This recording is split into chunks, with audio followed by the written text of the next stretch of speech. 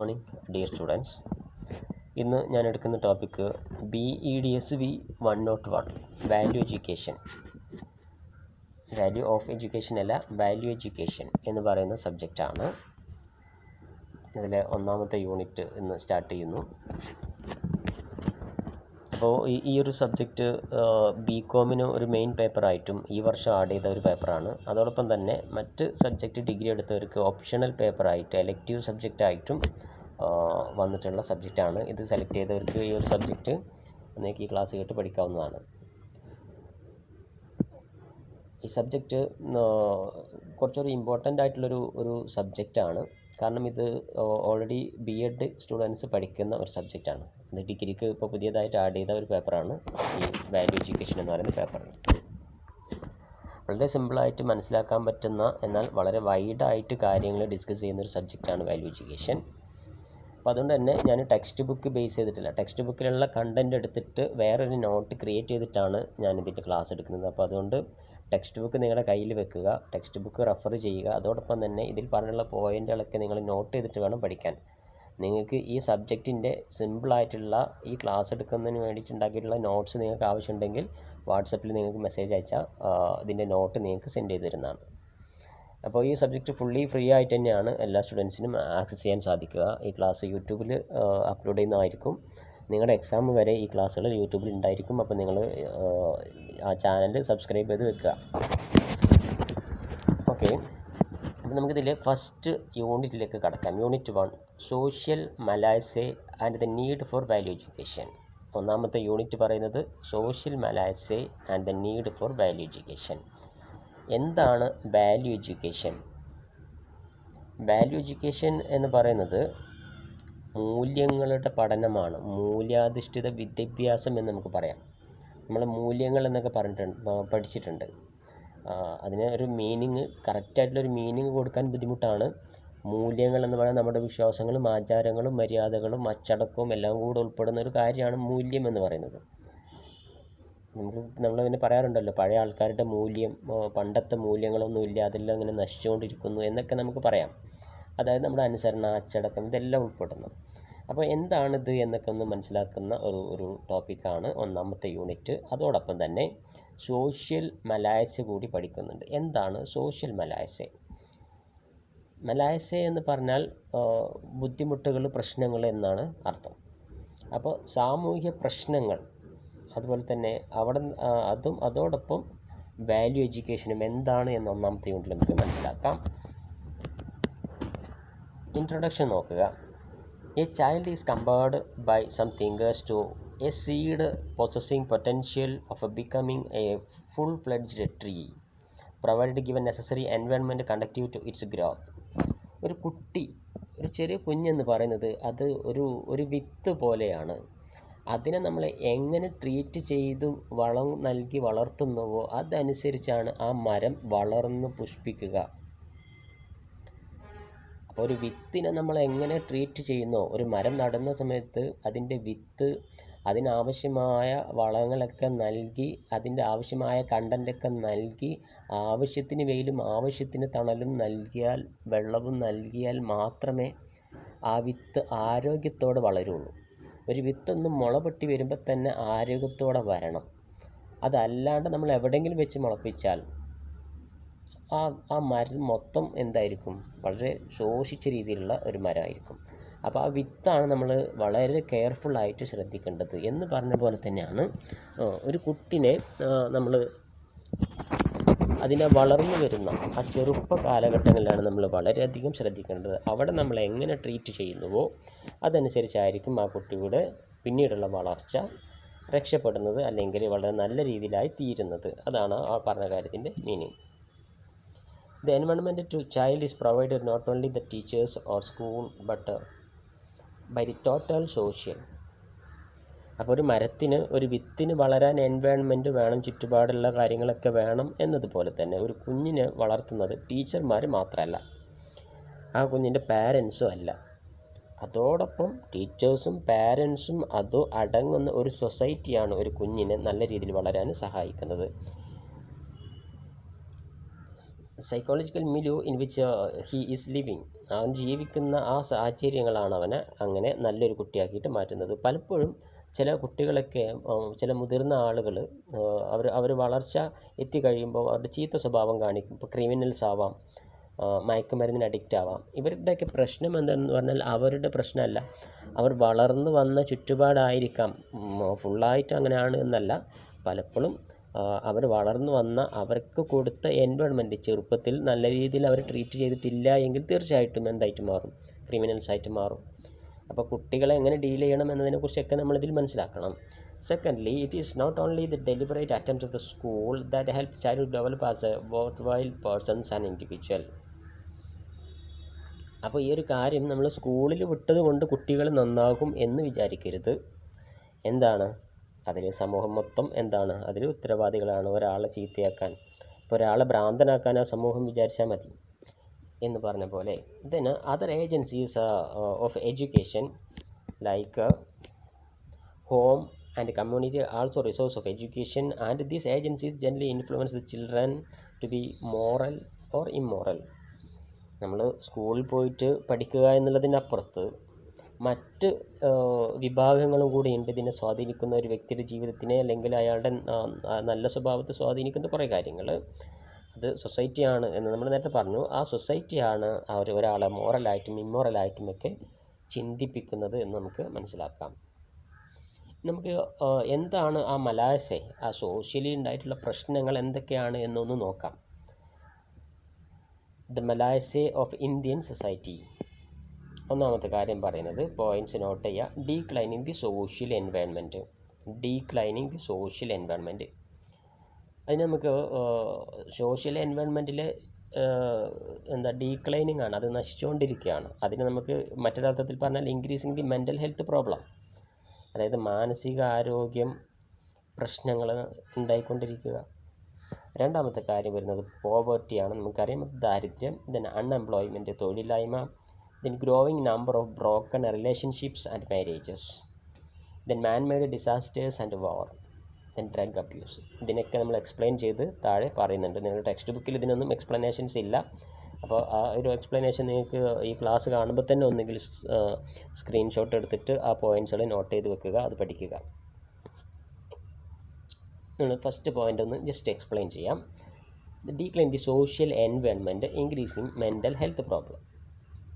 ഇന്ന് സമൂഹത്തിൽ mental health, നമ്മൾ പല രോഗങ്ങളും നമ്മൾ അഭിമുഖീകരിക്കുന്നുണ്ട്, അതിനൊക്കെ നമ്മൾ ട്രീറ്റ്മെൻറ്റ് എടുക്കുന്നുണ്ട്. എന്നാൽ ചില രോഗങ്ങൾ നമുക്ക് ഉണ്ട്, സമൂഹത്തിൽ അത് നിലനിൽക്കുന്നുണ്ടെന്ന് നമ്മൾ പോലും അറിയാതെ, നമുക്ക് തന്നെ ചിലപ്പോൾ അസുഖങ്ങൾ നമ്മൾ പോലും അറിയാതെ നമ്മൾ അനുഭവിച്ചുകൊണ്ടിരിക്കുന്ന ചില അസുഖങ്ങളാണ് മാനസിക പ്രശ്നങ്ങൾ.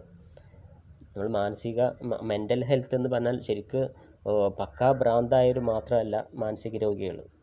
നമുക്ക് എന്തെങ്കിലുമൊക്കെ വിഷമങ്ങൾ വരുമ്പോഴും നമ്മൾ എന്തെങ്കിലുമൊക്കെ സ്വഭാവങ്ങൾ കാണിക്കുന്നതും ദേഷ്യം, സങ്കടം, ഇതൊക്കെ നമുക്ക് കൂടുതൽ വരുന്നതും ഇതൊക്കെ മെൻ്റൽ ഹെൽത്തിൻ്റെ പ്രശ്നങ്ങളാണ്. അപ്പോൾ അതൊക്കെ ട്രീറ്റ്മെൻറ്റ് ആവശ്യമുള്ളതാണ്, പക്ഷെ നമ്മളാരും അത് അറിയുന്നില്ല എന്നുള്ളതാണ്. അപ്പം ഒരു കണക്ക് പറഞ്ഞാൽ ഇന്ന് ഇന്ത്യയിലും കേരളത്തിലും മാനസികാരോഗ്യ നില വളരെ താഴെയാണ്.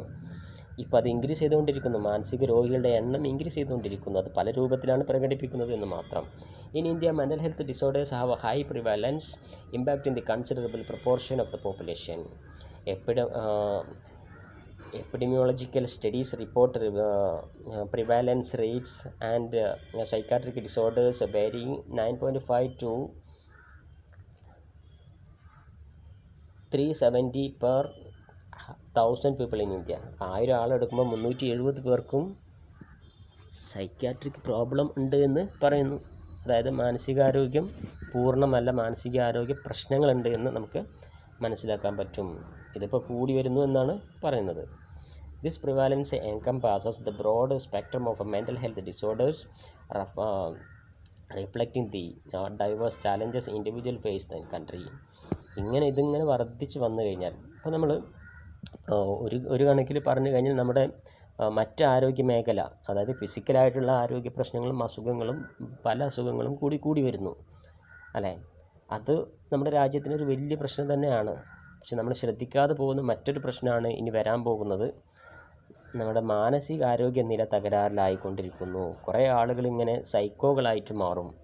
അങ്ങനെയൊക്കെ ആയിക്കഴിഞ്ഞാൽ ആ രാജ്യം എന്താ പറയുക നശിക്കും. അപ്പോൾ അങ്ങനെ ഒരു സോഷ്യൽ മലായസ ഇവിടെ നിലവിലുണ്ട്, അതങ്ങനെ വർദ്ധിച്ചുകൊണ്ടിരിക്കുന്നു. അപ്പോൾ എന്തായാലും the prevalence rates of mental health disorders in India highlight the need for effective intervention and support system address the mental well-being of the population. ഇങ്ങനെ ഈ വർദ്ധിച്ചു വരുന്നൊരു അവസ്ഥ, അത് എഫക്റ്റീവ് ഇൻ്റർവെൻഷൻ ആവശ്യമാണ്. എന്താണ് ഫലപ്രദമായ ഒരു ഇടപെടൽ ആവശ്യമാണ് ഈ ഒരു കാര്യത്തിൽ എന്ന് നമ്മളെ ചിന്തിപ്പിക്കുന്നു. കണ്ടീഷൻസ് സച്ച് ആസ് ഡിപ്രഷൻ, നമ്മൾ മെൻ്റൽ ഹെൽത്ത് എന്ന് പറയുന്നത്, മെൻ്റൽ ഡിസോർഡർ എന്ന് പറയുന്നത് നമ്മൾ നിസ്സാരമായിട്ട് കാണുന്ന പല കാര്യങ്ങളും സീരിയസ് ഇഷ്യൂ തന്നെയാണ്. സച്ച് ആസ് ഡിപ്രഷൻ, വിഷമങ്ങൾ ഇങ്ങനെ തോന്നുക, ഡിപ്രഷൻ ഉണ്ടാവുക, ആങ്സൈറ്റി ഡിസോർഡേഴ്സ് ഉണ്ട്, പിന്നെ ബൈപോളാർ ഡിസോർഡർ ഉണ്ട്, ദെൻ ഷിസോഫ്രീനിയ എന്ന് പറയുന്ന ഒരു ഡിസോർഡർ ഉണ്ട്. And substance over disorders R commonly observed mental health disorders in India. ഇതൊക്കെയാണ് ഇന്ത്യയിൽ കാണുന്ന മെൻ്റൽ ഡിസോർഡേഴ്സ് ആയിട്ട് കണക്കാക്കുന്നത് അല്ലെങ്കിൽ കണ്ടെത്തിയിട്ടുള്ളത്. അപ്പോൾ മാനസികാരോഗ്യ നില വളരെയധികം പ്രശ്നത്തിലാണ് ഇപ്പോൾ. അത് നമുക്കൊരു സോഷ്യൽ മലായസ ആണ് എന്ന് കണക്കാക്കാം. സെക്കൻഡ് കേസ് നമുക്കൊക്കെ വ്യക്തമായിട്ട് അറിയുന്നതാണ് പോവർട്ടി, ദാരിദ്ര്യമാണ്. Poverty in India is a complex and multi dimensional issue. നമുക്കറിയാം that has deep historical roots and significance of social, economic and political implications. അപ്പോൾ ഈ പറഞ്ഞ കാര്യങ്ങളിലൊക്കെ, ഈ എലമെൻസിലൊക്കെ നമ്മളെ ബാധിക്കുന്ന വളരെ സീരിയസ് ആയിട്ടുള്ളൊരു ഇഷ്യൂ ആണ് പോവർട്ടി, ദാരിദ്ര്യം അല്ലേ. ദാരിദ്ര്യം നമ്മൾ ഇന്ത്യ മുമ്പത്തേതിലും കുറേയൊക്കെ മെച്ചപ്പെട്ടു എങ്കിലും ഇപ്പോഴും നമ്മൾ അഭിമുഖീകരിക്കുന്നുണ്ട് ദാരിദ്ര്യം. Okay, despite the substantial economic growth over the past few decades, poverty remains a pressing concern. നമ്മൾ എക്കണോമിക് ഗ്രോത്ത് ഒക്കെ ഉണ്ടായിട്ടുണ്ട് എന്നത് ശരി തന്നെയാണ്, പക്ഷേ അവിടെ എന്തും അതിൻ്റെ കൂടെ കുറച്ച് ഒരു വിഭാഗം ഇപ്പോഴും പോവർട്ടി അനുഭവിച്ചു കൊണ്ടിരിക്കുന്നു. അപ്പോൾ അതും ഒരു സോഷ്യൽ മലായസയായിട്ട് നമുക്ക് കണക്കാക്കാം. ദ തേർഡ് വൺ അൺഎംപ്ലോയ്മെൻ്റ് ആണ്. ഇന്ത്യനെ സംബന്ധിച്ചിടത്തോളം മറ്റൊരു സീരിയസ് ഇഷ്യൂ തന്നെയാണ് അൺഎംപ്ലോയ്മെൻറ്റ്, ജോലിയില്ലാത്ത അവസ്ഥ. നമ്മൾ എഡ്യൂക്കേറ്റഡ് ആണ്, പലരും നല്ല എഡ്യൂക്കേറ്റഡ് ആണ്, പക്ഷേ ജോലിക്ക് ഇവിടെ ക്ഷാമമുണ്ട്. Unemployment remains the pressing issue in India despite being one of the world fastest growing economics. നമ്മുടെ ഇന്ത്യയുടെ എക്കണോമിയൊക്കെ വളരെ ഫാസ്റ്റ് ഗ്രോയിങ് ആണ്, വളരെ പെട്ടെന്ന് നമ്മുടെ സാമ്പത്തിക നിലയൊക്കെ ഭദ്രമാക്കുന്നുണ്ട്. പലപ്പോഴും മറ്റ് രാജ്യങ്ങളൊക്കെ സാമ്പത്തിക ബുദ്ധിമുട്ട് അനുഭവിക്കുന്ന സമയത്ത് പോലും ഇന്ത്യ എന്ന നമ്മുടെ രാജ്യം എക്കണോമിക്കലി തകർന്നിരുന്നില്ല. അമേരിക്ക പോലും ഈ കുറച്ച് വർഷങ്ങൾക്ക് മുമ്പ് സാമ്പത്തിക പ്രയാസം അനുഭവിച്ചുകൊണ്ടിരുന്ന സമയത്ത് ഇന്ത്യ അത് സസ്റ്റെയിൻ ചെയ്തു എന്നുള്ളത് വളരെ എന്താ പറയുക, അഭിമാനിക്കുന്നൊരു സംഗതിയാണ്. പക്ഷേ എങ്ങനെയൊക്കെ ആണെങ്കിലും അൺഎംപ്ലോയ്മെൻറ്റ് പ്രോബ്ലം ഇന്ത്യയിലുണ്ട്. അതുകൊണ്ടാണ് പലരും ഇന്ത്യ വിട്ട് പുറത്തു പോയി ജോലി ചെയ്യേണ്ടി വരുന്നത്. The complexity of this problem is intertwined with the country's demographic dynamics, economic policies and structural changes in labor market. അപ്പോൾ ഈ ഒരു പ്രശ്നം ഇല്ലാണ്ടാക്കാൻ വേണ്ടി നമ്മുടെ ലേബർ മാർക്കറ്റിൽ ഒരുപാട് ചേഞ്ചസ് വരുത്തണം. ഒരുപാട് പുതിയ പോളിസികളും പുതിയ ജോബ് ഓപ്പർച്യൂണിറ്റികളൊക്കെ ഇൻട്രൊഡ്യൂസ് ചെയ്യേണ്ടി വരും. അതൊക്കെ ചെയ്തുകൊണ്ടിരിക്കുന്നുണ്ട് പലപ്പോഴും. ദെൻ ദിസ് ഈസ് അത്രയും കാര്യങ്ങൾ അൺഎംപ്ലോയ്മെൻറ്റിനെ കുറിച്ചിട്ട് കുറച്ച് കാര്യങ്ങൾ നിങ്ങൾക്ക് ഇതിൽ കൂടെ എഴുതാമെന്നുണ്ടെങ്കിൽ എഴുതാം. Then fourth one, growing number of broken relationships and marriages. മറ്റൊരു സാമൂഹ്യ പ്രശ്നം, ഇന്ത്യയിൽ സാമൂഹ്യ പ്രശ്നമാണ് ബ്രോക്കൺ റിലേഷൻഷിപ്സ് ആൻഡ് മാരേജ്. പലപ്പോഴും വൈവാഹിക ജീവിതമായാലും അതല്ലാത്ത റിലേഷൻസ് ആയാലും നമ്മളുടെ അതിൽ വലിയൊരു കെട്ടുറപ്പില്ലാത്തൊരവസ്ഥയിലേക്ക് നമ്മൾ നീങ്ങിക്കൊണ്ടിരിക്കുന്നു. അതൊരു പ്രശ്നമാണ്. ഒരു ഫാമിലി തകർന്നാൽ അവിടെ ഒരു പക്ഷേ ആ രാജ്യത്തെ സാമ്പത്തിക അവസ്ഥയെ അത് ബാധിക്കും. അതായത് അവിടെ ഒരു ഫാമിലി അരക്ഷിതമാവും. ഇപ്പോൾ ഹസ്ബൻഡും വൈഫാണെങ്കിലും വൈഫിന് ജസ്റ്റ് അവർ വേർപിരിയുന്നതോടുകൂടി മാനസികമായിട്ടും ശാരീരികമായിട്ടും സാമ്പത്തികമായിട്ട് അവർ തകരാണ്. നമ്മുടെ രാജ്യത്തിലെ ഏതെങ്കിലും ഒരു വ്യക്തി സാമ്പത്തികമായിട്ട് തകർന്നാൽ അദ്ദേഹം മുഖേന ആ രാജ്യത്തിന് ലഭിക്കേണ്ട എക്കണോമിക് ഇൻകം അതില്ലാണ്ടാവുകയാണ്. അങ്ങനെ കുറേ പേര് ഒരു രാജ്യത്തുണ്ടായി കഴിഞ്ഞാൽ അത് ആ രാജ്യത്തിന് വലിയ നഷ്ടം തന്നെയാണ്. അപ്പോൾ അതും ഇതിൻ്റെ ഒരു പ്രശ്നം തന്നെയാണ്. Then increasing number of broken relationships, the marriage is a complex issue influenced the various social, economic and psychological factors. നമുക്കറിയാലോ, എസ്പെഷ്യലി ഇന്ത്യയിൽ കേരളത്തിലും ഡൈവേഴ്സ് നിരക്ക് വളരെയധികം വർദ്ധിച്ചുകൊണ്ടിരിക്കുന്നു. അതും ഈ ഒരു പ്രശ്നത്തിനെ ഈ ഒരു സോഷ്യൽ മലാസിയായിട്ട് നമുക്ക് കണക്കാക്കാം. Then man made disasters and war, മനുഷ്യനിർമ്മിത ദുരന്തങ്ങളും യുദ്ധങ്ങളും. ഇത് രണ്ടും മനുഷ്യനിർമ്മിതമാണ്. അതായത് പലപ്പോഴും ദുരന്തങ്ങളൊക്കെ നമുക്കുണ്ടാകുന്നുണ്ട്, ഭൂകമ്പങ്ങളും അതേപോലെ തന്നെ വെള്ളപ്പൊക്കം. ഇപ്പോൾ റീസെൻ്റായിട്ട് വയനാട് നടന്ന ദുരന്തം നമുക്കറിയാം. നമ്മളൊക്കെ ഇന്ത്യയിൽ തന്നെ അത്രയും വലിയൊരു ദുരന്തം ഇതുവരെ ഉണ്ടായിരുന്നില്ല. അത്രയും വലിയൊരു ദുരന്തം അവിടെ സംഭവിച്ചിരിക്കുന്നു. ഇതൊക്കെ നമുക്ക് വളരെയധികം ശ്രദ്ധയോടുകൂടി പഠന വിധേയമാക്കിയാൽ നമുക്ക് മനസ്സിലാവുന്നത് it's a man made disaster. വയനാട്ടിലുണ്ടായ ആ ദുരന്തം എന്ന് പറയുന്നത് നമ്മൾ തന്നെ ഉണ്ടാക്കിയതാണ്. ഗവൺമെൻറ്റിൻ്റെ ശ്രദ്ധ കുറവായിരിക്കാം, ജനങ്ങളുടെ ശ്രദ്ധ കുറവായിരിക്കാം. കാരണം ഇതൊക്കെ പരിസ്ഥിതി ലോല പ്രദേശങ്ങളാണ്. അവിടെ എങ്ങനെ ബിൽഡിംഗ് വെക്കണം, അവിടെ കോറി ഉണ്ടാക്കാൻ പറ്റുമോ, അവിടെ മല നിരത്താൻ പറ്റുമോ, ഇതിനൊക്കെ നിർദ്ദേശങ്ങൾ ഓൾറെഡി നമുക്ക് തന്നിട്ടുണ്ട്, നേരത്തെ ഉണ്ട്. പല കമ്മീഷനും അതിനെക്കുറിച്ച് പഠിക്കുകയൊക്കെ ചെയ്തിട്ടുണ്ട്. അത് നമ്മൾ പ്രാവർത്തികമാക്കാത്തതിൻ്റെ ഒരു പ്രശ്നമായിരിക്കാം. ഇന്ത്യയിൽ ജനസംഖ്യ കൂടുന്നത് കൊണ്ട് അത് പ്രാവർത്തികമാക്കാൻ ബുദ്ധിമുട്ടുള്ളതായിരിക്കാം. ഗവൺമെൻറ്റിന് കുറ്റം പറയാനും പറ്റില്ല. അപ്പോൾ എന്തായാലും ഇങ്ങനെയുള്ള പ്രശ്നങ്ങൾ ഒരു സോഷ്യൽ മലാസിയാണ്. അപ്പോൾ ഇതിനെക്കുറിച്ചൊക്കെ ഇനി നമ്മൾ ചിന്തിക്കേണ്ടിയിരിക്കുന്നു. ഇപ്പോൾ നമ്മൾ പറഞ്ഞ എല്ലാ പ്രശ്നങ്ങളും ചിന്തിക്കേണ്ട പ്രശ്നം തന്നെയാണ്. നമ്മൾ ആദ്യം ഒന്നാമത്തെ പോയിന്റ് പറഞ്ഞത് എന്തായിരുന്നു?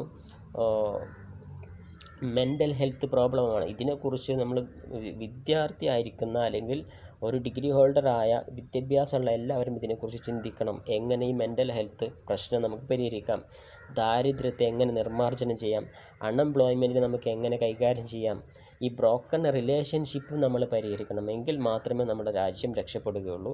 അതൊക്കെ നമ്മൾ എഡ്യൂക്കേറ്റഡ് ആയിട്ടുള്ള ആളുകൾ അതിനെക്കുറിച്ച് ചിന്തിക്കണം. അതിനു വേണ്ടിയിട്ടാണ് ഈ പേപ്പർ നിങ്ങൾക്ക് തരുന്നത്, ഈ ഒരു സബ്ജക്റ്റ് നിങ്ങൾക്ക് ഇട്ടിട്ടുള്ളത്. Then man made disasters and war, ഇതിനെക്കുറിച്ചൊക്കെ നമ്മൾ മനസ്സിലാക്കുക. ദെൻ ആറാമത്തെ മലാസി എന്ന് പറയുന്നത് ഡ്രഗ് അബ്യൂസാണ്. ഇതും ഇന്നത്തെ സമൂഹത്തിനെ നശിപ്പിക്കുന്ന ഒരു സംഗതിയാണ്. Drug abuse refers to harmful and hazardous use of psycho active substances including alcohol, illicit drugs also.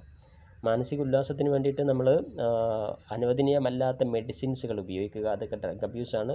പിന്നെ നമ്മൾ മയക്കുമരുന്നുകളായ പല സാധനങ്ങളും നമുക്കറിയാം, അതെല്ലാം യൂസ് ചെയ്യുക. ഇത് സമൂഹത്തിൽ വർദ്ധിച്ചുകൊണ്ടിരുന്നാൽ സമൂഹത്തിൽ നല്ലൊരു ജനറേഷൻ ഇല്ലാണ്ടാവും. അവർ ഒന്നിനും പറ്റാത്ത മടിയന്മാരായിട്ടുള്ള, എവിടെയെങ്കിലും ഒരു മൂലയിൽ ഒതുങ്ങിക്കൂടുന്ന മണ്ടന്മാരായിട്ടുള്ള അല്ലെങ്കിൽ മാനസിക വിഭ്രാന്തിയുള്ള ആളുകളായിട്ട് മാറും. ഇന്ന് പല രാജ്യങ്ങളും അഭിമുഖീകരിക്കുന്ന ഒരു വല്ലാത്തൊരു പ്രശ്നമാണ് ഈ ഒരു ഡ്രഗ് അബ്യൂസ് എന്ന് പറയുന്നത്. ഏതൊരു കൺട്രിയിൽ ഞാൻ ഒരിക്കൽ കണ്ടു, അതിൻ്റെ ഒരു വീഡിയോ ഞാൻ കണ്ടിട്ടുണ്ടായിരുന്നു. ആ രാജ്യത്തെ ഒരുവിധം ആളുകൾ മുഴുവൻ എന്താ പറയുക, ഈ മയക്കുമരുന്നിന് അഡിക്റ്റായിട്ട് ആ രാജ്യം തന്നെ നാശത്തിൻ്റെ വക്കിലാണ് ആ രാജ്യം നിൽക്കുന്നത് എന്ന് പറഞ്ഞ പോലെ ഇന്ത്യയിലും ഇതൊക്കെ കൺട്രോൾ ചെയ്യുന്നത് കൊണ്ട് ഒരുവിധം ഒക്കെ നമ്മൾ പിടിച്ചു നിൽക്കുന്നു. ഇത് നമ്മളെ പിടുത്തം വിട്ട് കഴിഞ്ഞാൽ നമ്മുടെ രാജ്യം നശിക്കാൻ സാധ്യതയുണ്ട്. അപ്പം ഇത്തരം കാര്യങ്ങളാണ് സോഷ്യൽ മലാസിയിൽ നമുക്ക് മനസ്സിലാക്കാനുള്ളത്. ദെൻ നമുക്ക് അടുത്ത പോയിന്റിലേക്ക് വരാം, സം റിലീജിയസ് തോട്ട്സ്. ഇപ്പോൾ നമ്മൾ വാല്യൂ ആൻഡ് സോഷ്യൽ മലാസിയാണ് പറഞ്ഞത്. ഈ വാല്യൂസും സോഷ്യൽ മലാസിനെ കുറിച്ചും ഒക്കെ അതിൻ്റെ പ്രാധാന്യമൊക്കെ വിവരിക്കുന്ന കുറേ കാര്യങ്ങൾ നമ്മുടെ കയ്യിലുണ്ട്. അത് നമുക്ക് എവിടെ നിന്ന് കിട്ടി? ഇപ്പോൾ വാല്യൂ എന്ന് ഞാൻ പറഞ്ഞു, നല്ല രീതിയിൽ ജീവിക്കുക, മറ്റൊരു വേദനിപ്പിക്കാതെ ജീവിക്കുക, നല്ല വിശ്വാസത്തോടു കൂടി ജീവിക്കുക, അങ്ങനെയുള്ള കുറേ കാര്യങ്ങളൊക്കെ, വലിയവരെ ആദരിക്കുക, ചെറിയവരെ സ്നേഹിക്കുക, അങ്ങനെയൊക്കെയുള്ള കാര്യങ്ങളൊക്കെ ഉണ്ടല്ലോ. ഇതൊക്കെയാണ് വാല്യൂസിൽ വരുന്നത്. ഇതൊക്കെ നമുക്ക് എവിടെ നിന്ന് കിട്ടി എന്ന് ചിന്തിക്കുമ്പോൾ അത് നമുക്ക് റിലീജിയസ് തോട്ടുമായിട്ട് കണക്ട് ചെയ്യാം. വലിയവരെ ബഹുമാനിക്കണമെന്നും ചെറിയവരെ അനുസരിക്കണമെന്നും എല്ലാവരോടും സ്നേഹം കാണിക്കണമെന്നും ഒക്കെയുള്ള പ്രിൻസിപ്പിൾ നമുക്ക് എവിടെ നിന്ന് കിട്ടി? അത് നമുക്ക് റിലീജിയസ് നിന്ന് കിട്ടി. അത് ഏതൊക്കെ പോയിൻറ്റ്സുകളാണ് നമുക്ക് അതിൽ നിന്ന് കിട്ടിയതെന്ന് നോക്കാം. ഒന്ന്, ഉപനിഷത്സ് പറയുന്നുണ്ട്. എന്താണ് ഉപനിഷത്സ്?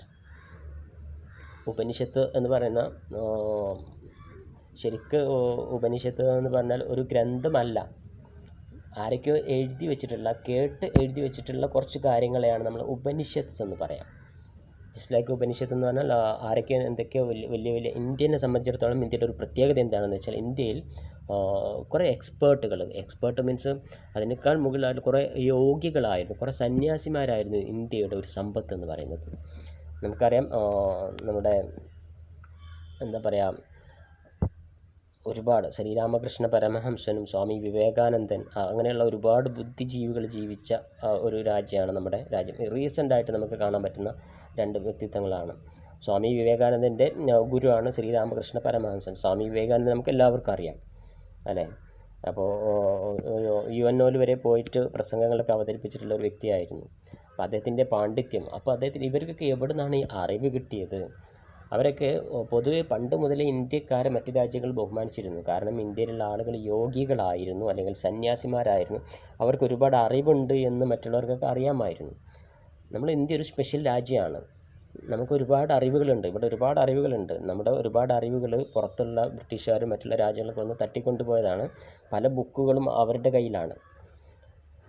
അപ്പോൾ ഉപനിഷത്ത് നമ്മുടെ അടുത്തുണ്ട്. ഉപനിഷത്തിനെ നമുക്ക് ശരിക്കും പറഞ്ഞാൽ കേട്ടെഴുതിയ കാര്യമാണ്. ഇത് നമ്മൾ അറബിക്കിൽ മുസ്ലിംസ് യൂസ് ചെയ്യുന്നത് ഹദീസ് എന്ന് പറഞ്ഞിട്ട് യൂസ് ചെയ്യും. ഹദീസും ഉണ്ട്, ഖുറാനും ഉണ്ട്. Quran already it's given by Allah. But Hadith എന്താണ്? അത് ദൈവത്തിൽ നിന്നതല്ല, അത് പ്രവാചകന്മാർ പറഞ്ഞ കാര്യങ്ങൾ കേട്ടിട്ട് എഴുതി വെച്ചതാണ്. അത് സത്യമാണോ കളവാണോ, എത്ര ശതമാനം വിശ്വസിക്കാം എന്നൊക്കെയുള്ളൊരു രീതി വേറെയുണ്ട്. അപ്പോൾ ഉപനിഷത്തിൽ പറഞ്ഞിട്ടുള്ളൊരു കാര്യമാണ്, അതാണ് നമ്മുടെ ഇന്ത്യയുടെ ഒരു പ്രധാന കൾച്ചർ എന്ന് പറയുന്നത് വസുദൈവ കുടുംബകം എന്നാണ്. വസുദൈവ കുടുംബകം എന്താണ്? വസുദൈവ കുടുംബകം, വസുദൈവ കുടുംബകം എന്ന് പറഞ്ഞാൽ ലോകം മുഴുവൻ ഒരു ഫാമിലിയാണ്, ഇന്ത്യയുടെ കൾച്ചറാണ്. അത് ഉപനിഷത്തിൽ നമുക്ക് കാണാൻ കഴിയുന്ന, ഉപനിഷത്തിൽ നമ്മളെ പഠിപ്പിച്ച യോഗിമാർ നമ്മളെ പഠിപ്പിച്ച ഒരു കാര്യമാണ് വസുദൈവ കുടുംബകം. ലോകത്തുള്ള മുഴുവൻ ആളുകൾ എന്തായിട്ട് കാണുക? സുഹൃത്തുക്കളായിട്ട്, അല്ലെങ്കിൽ നമ്മുടെ കുടുംബമായിട്ട് കാണുക. അത് വളരെ നല്ലൊരു വേർഡാണ്. അപ്പോൾ ഇത് നിങ്ങൾക്ക് ഇതേപോലെ തന്നെ എല്ലാ ബുക്കിലും നിങ്ങൾക്ക് ബൈബിളിൽ കാണാം.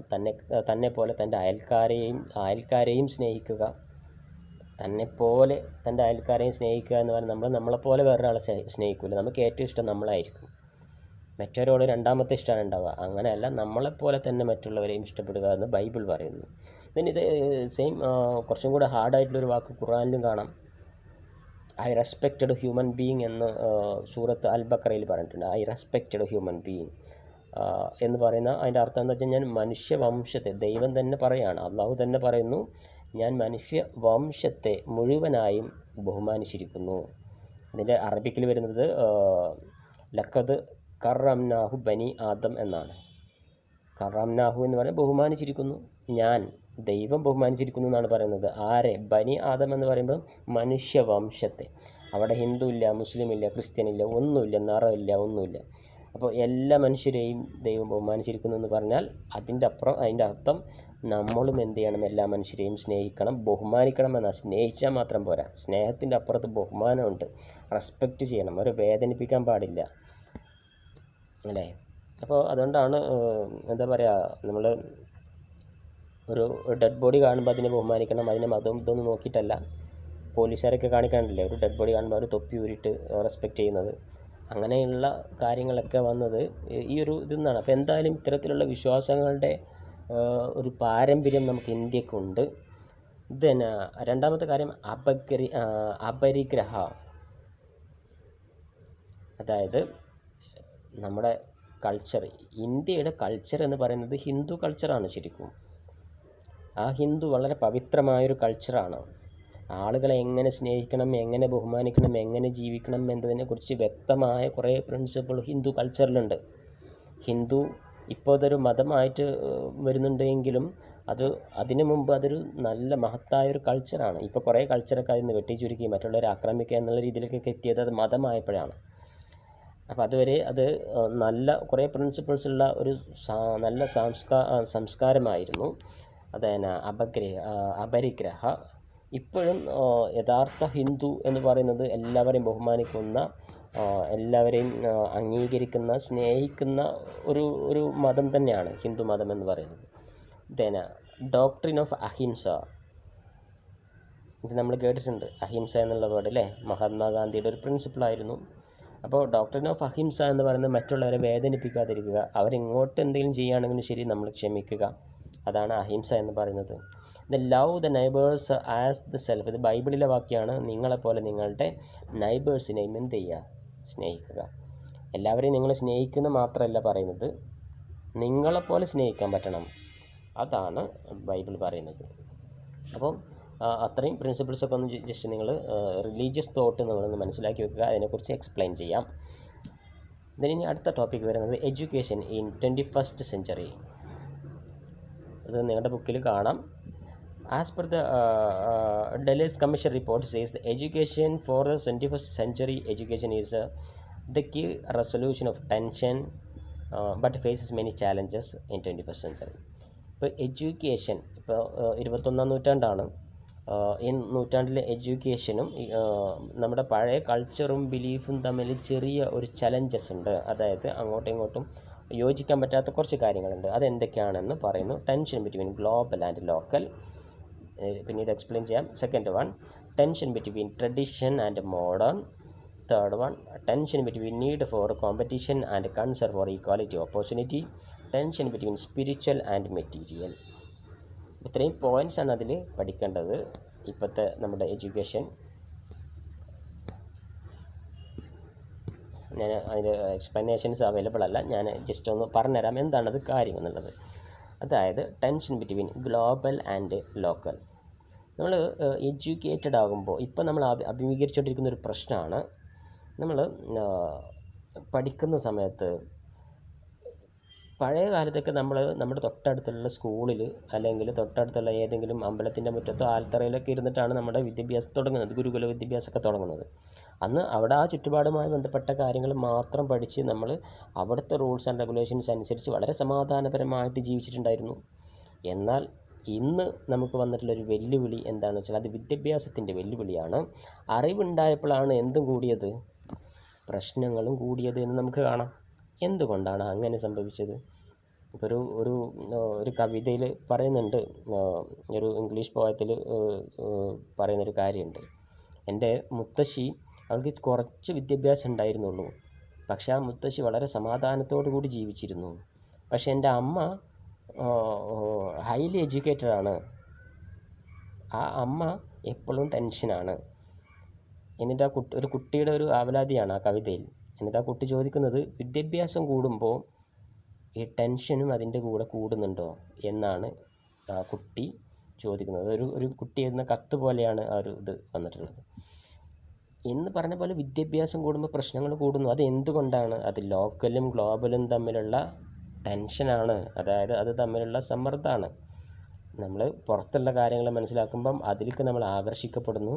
അതും ഇതും തമ്മിൽ യോജിക്കാണ്ട് വരുന്നു. നമ്മുടെ നാടൻ ആൾക്കാരെയും, അപ്പോൾ നമ്മളൊക്കെ വലിയ ആൾക്കാരാകുമ്പോൾ നമ്മുടെ മുത്തശ്ശിമാർ പറയുന്ന കാര്യങ്ങളൊന്നും നമുക്ക് അംഗീകരിക്കാൻ പറ്റില്ല.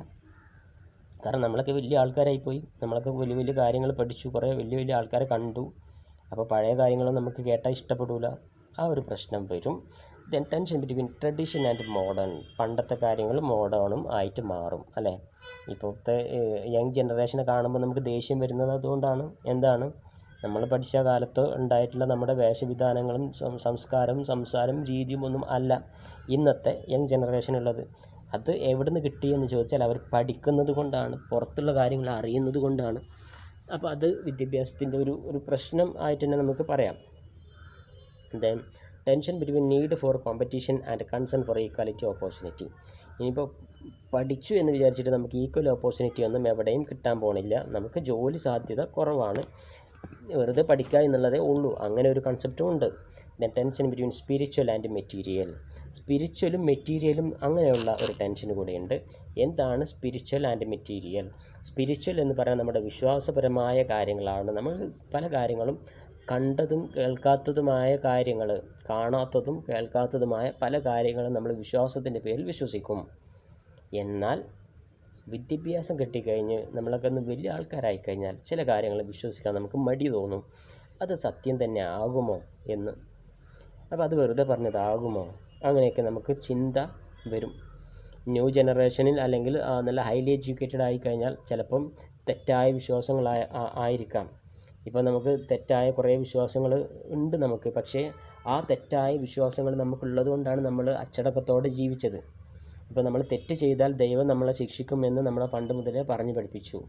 ഒരുവിധം പഠിച്ച് എഡ്യൂക്കേറ്റഡ് ആയ ഒരാൾക്ക് അങ്ങനെ ഒരു ദൈവം ഉള്ളതിന് എന്താ തെളിവ് എന്ന് ചോദിച്ചാൽ തെളിവില്ല.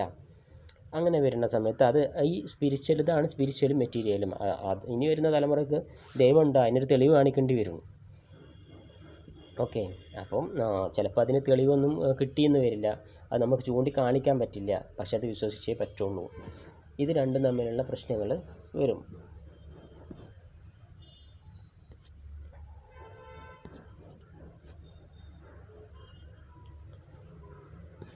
ഇവിടെ 1-2 ടോപ്പിക്കുകളൂടെ പറയാനുണ്ട്. ഞാൻ നോട്ട് തരുമ്പോൾ തരാം കേട്ടോ. Relation between education and value education, need for value education, ഇതിൻ്റെ ബാക്കിൽ വരുന്നുണ്ടെങ്കിൽ ഞാനത് എക്സ്പ്ലെയിൻ ചെയ്യാം. അതല്ലെങ്കിൽ ഞാൻ നോട്ട് തരുമ്പോൾ അതിൻ്റെ കൂടെ ഉണ്ടാവും. Then role of teachers.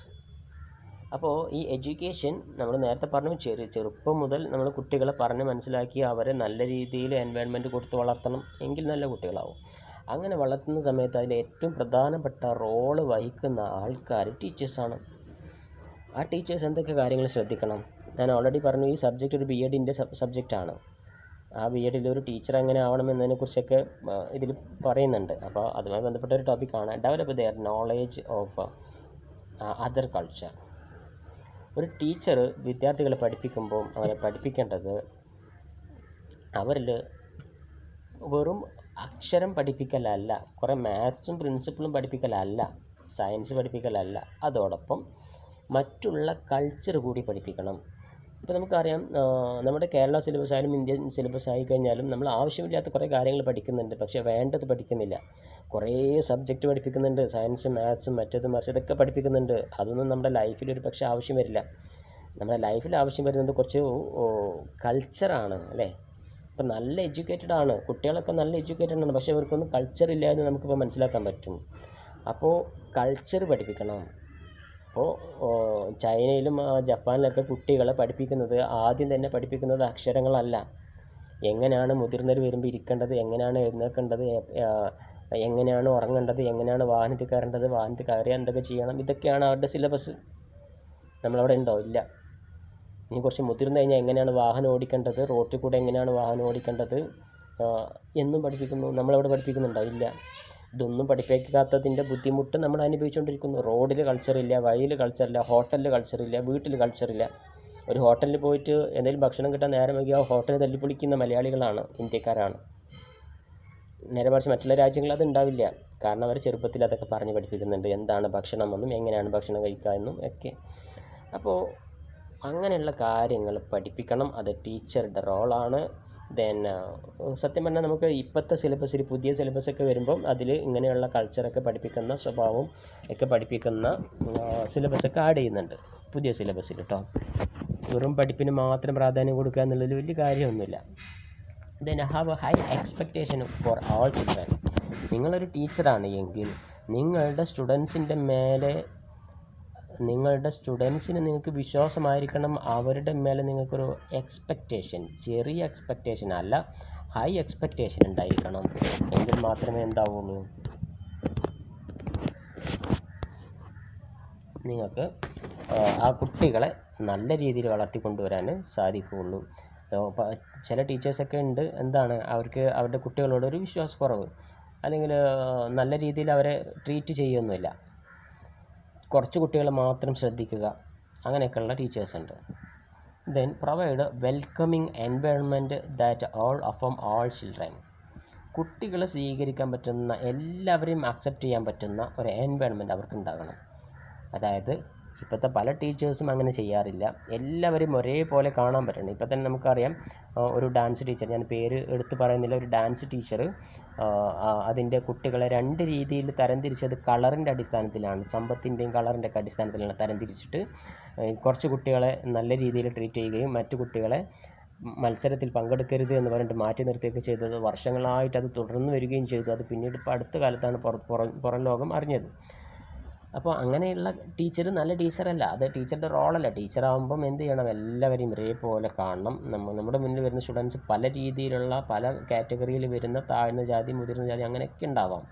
Then work with the family members, the community to promote the students learning and privileges of cooperation. ഇതോടൊപ്പം നമ്മൾ ചെയ്യേണ്ട മറ്റൊരു സംഗതി എന്താണെന്ന് വെച്ചാൽ, ഫാമിലിയുമായിട്ടൊരു ടീച്ചർ എന്ത് ചെയ്യണം, എപ്പോഴും ഇടപെട്ടുകൊണ്ടേ ഇരിക്കണം. അപ്പോൾ അതും നല്ലൊരു ടീച്ചറുടെ ഒരു റോളാണ്.